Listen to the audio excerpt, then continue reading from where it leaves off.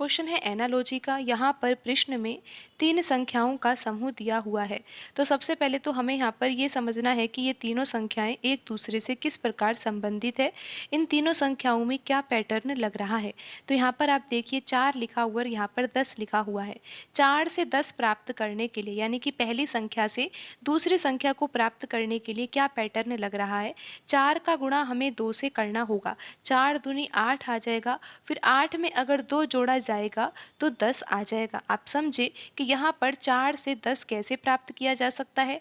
4 में अगर 2 का गुणा कर दिया जाए तो 4 दूनी 8 आ जाएगा और 8 में 2 जोड़ने पर 10 आ ही जाएगा। फिर आप देखिए कि ये 15 को कैसे प्राप्त किया जा सकता है, 4 के द्वारा ही। तो यहाँ पर देखिए कि अगर 4 में हम 3 का गुणा कर दे तो 12 आ जाएगा, लेकिन यहाँ पर 15 है तो हमें 12 में 3 भी जोड़ना होगा। 12 प्लस 3 कितना हो जाएगा, 15 हो जाएगा। आप एक बार फिर से पैटर्न समझ लीजिए कि यहाँ पर कौन सा पैटर्न लग रहा है। तो यहाँ पर 4, 10 और 15 में कैसा संबंध है। 4 के द्वारा हम 10 प्राप्त करेंगे और 4 के द्वारा ही हम 15 को प्राप्त करेंगे। तो 4 से हमें 10 प्राप्त करना है तो हम 4 में 2 का गुणा करेंगे, 4 दूनी 8 और फिर 8 में 2 जोड़ दिया जाएगा तो यहाँ पर 10 आ ही जाएगा।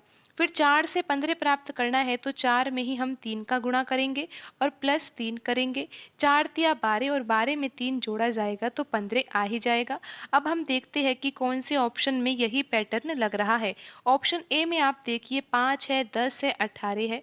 तो 5 से 10 प्राप्त करने के लिए तो हमें यहाँ पर 2 का गुणा करना होगा, लेकिन यहाँ पर आप देखिए कि पहली संख्या से दूसरी संख्या प्राप्त करने के लिए 2 का गुणा तो किया गया था, लेकिन उसके बाद 2 भी जोड़ा गया था। तो यहाँ पर ऑप्शन ए में पैटर्न नहीं लग रहा है, तो ऑप्शन ए यहाँ पर सही नहीं होगा। हम अभी बाकी ऑप्शन भी चेक करते हैं, क्या पता पैटर्न भी कोई दूसरा ही लगे, लेकिन अभी हम इस पैटर्न से ही बाकी ऑप्शन को चेक करते हैं। तो यहाँ पर आप देखिए कि जो ऑप्शन बी है, ऑप्शन बी में यहाँ पर पहली संख्या 7 है और दूसरी संख्या 10 है। तो पहली संख्या से अगर हमें दूसरी संख्या प्राप्त करनी है तो हम क्या करेंगे, 7 में हम 1 का गुणा करेंगे और प्लस हम क्या करेंगे, 3 करेंगे। तो यहाँ पर आप देखिए कि यहाँ पर जो क्वेश्चन में समूह दिया हुआ था उसमें तो पहली संख्या से दूसरी संख्या प्राप्त करने के लिए 2 का गुणा किया गया था और 2 जोड़ा गया था, लेकिन यहाँ पर तो 1 का गुणा किया जा रहा है और 3 जोड़ा जा रहा है। तो ऑप्शन बी में भी यही पैटर्न नहीं लग रहा है। अभी हम बाकी ऑप्शन भी चेक करते हैं। तो यहाँ पर ऑप्शन सी में देखिए कि 2 है और यहाँ पर 8 है। तो 2 से 8 प्राप्त करने के लिए तो हमें किसका गुणा करना होगा, 4 का गुणा करना होगा। तो ऑप्शन सी में भी वही पैटर्न नहीं लग रहा है जो दिए गए क्वेश्चन, जो क्वेश्चन में समूह दिया गया है उसमें लग रहा है, क्योंकि यहाँ पर 2 का गुणा किया गया है और 2 जोड़ा गया है, लेकिन यहाँ पर तो 4 का गुणा किया गया है। तो यहाँ पर भी वही पैटर्न नहीं लग रहा है।